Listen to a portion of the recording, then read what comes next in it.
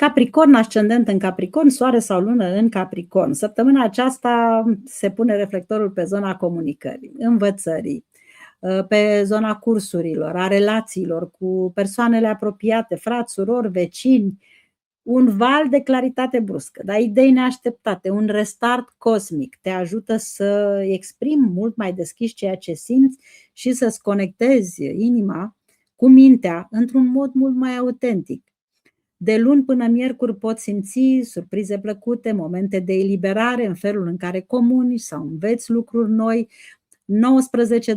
19-20 martie vine cu un moment magic de reset interior, luna nouă profundă care are loc aici în casa comunicării, a relațiilor apropiate.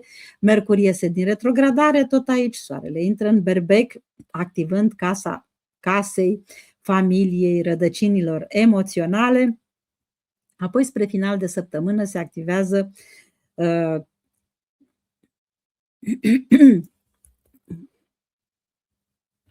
Apoi, spre final de săptămână, te simți atras de acțiunile curajoase din spațiul personal, spațiul legat de familie, revelațiile visătoare în comunicarea zilnică, expansiunea emoțională în parteneriate, relațiile acestea unul la unul și clarificări profunde care îți arată exact ce mesaje, ce legături apropiate și unde merită să investești acum emoțional. Pregătește-te, este o săptămână foarte puternică de reconectare mentală și emoțională, fiindcă ești mai expresiv, mai cald în comunicare, mai pregătit să construiești relații pe măsura ta adevărată.